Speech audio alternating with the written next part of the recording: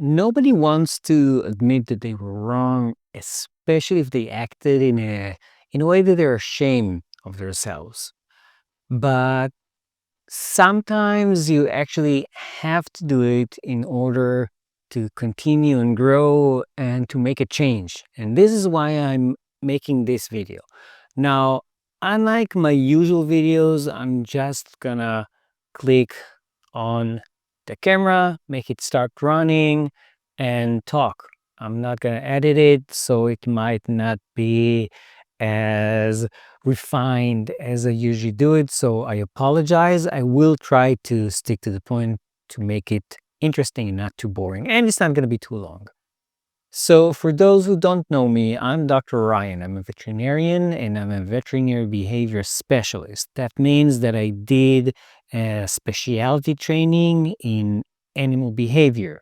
That's kind of like being a psychiatrist for people, but for dogs and cats and horses and animals in general.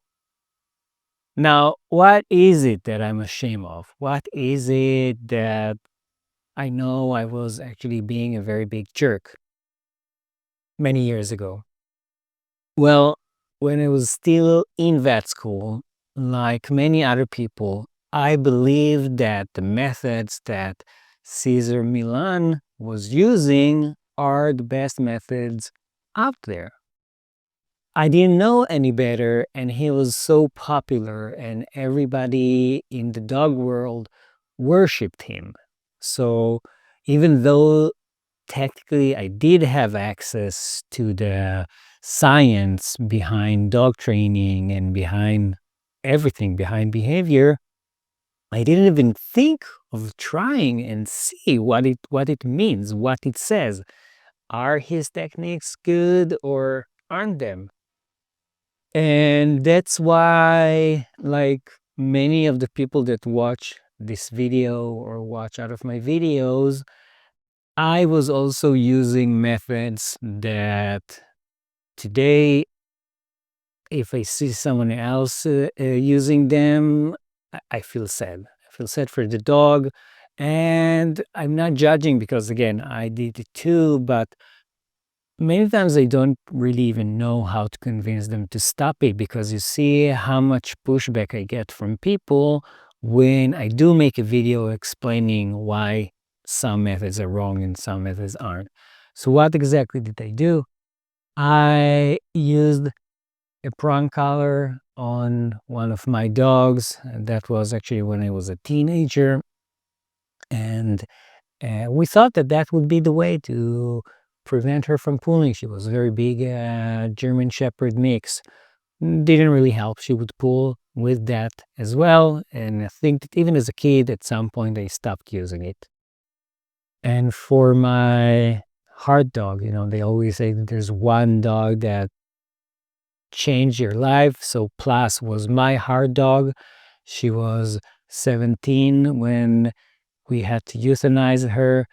And she had plenty of behavior issues and plenty of medical issues that actually led me to become a veterinarian and later on a veterinary behaviorist. And I did use a shock collar on her to try and make her stop barking. Again, didn't really work. I also tried to use it to stop her from being aggressive towards other dogs or aggressive. She was barking at them. She was kind of lunging at them.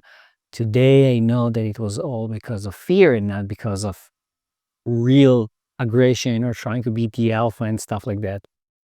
Because of advice that I got from other people, I did at the beginning try methods like holding her down and being more dominant and walking into the house before she did and all of that bullshit that doesn't really have any effect on dog behavior, and if any, will make things worse. Now, the reason I'm sharing it, as I said at the beginning, is because I'm really hoping that someone will watch this video, this unedited video, and say, oh, yes, if he can admit it, then maybe I can admit it, and maybe I can also change.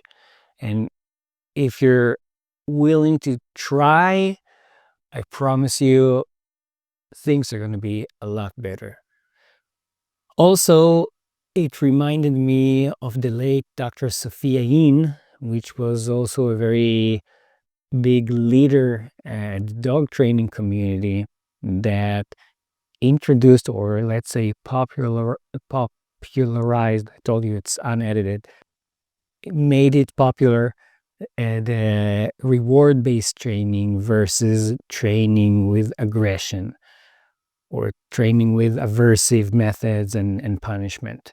She made it popular because she was also exposed to that, and she also did those things when she was younger, and you can find videos of her explaining how she saw her dog being helicoptered. It was something that, well, actually I saw that some trainers still do it. They basically put a choke collar in the dog, and if the dog is moving or doing anything that they don't like the dog to do, they lift him up on his neck with the choke collar and turn him around like a helicopter until he either submits or passes away, or maybe pass out in most of the times, but some actually pass away, which is horrible, right? I mean, why would you take such a risk with your dog? But many of those bad trainers will make you believe that this is the right way to do it. So the bottom line, I was wrong. I admit it. I should have done things better. I tried and trying and will try all of my life to make up for it and make it better. And if you know something that this might connect with, please share this video. We want to make people understand. We really want to make people know that there are alternatives to all dogs. Big dogs, small dogs, evil dogs, aggressive dogs, dogs with separation anxiety or with barking issues. They can all be trained without hurting them and without making them stressed. Thank you so much if you watched the video until the end. And if you want, you can also watch this one for now. Thank you.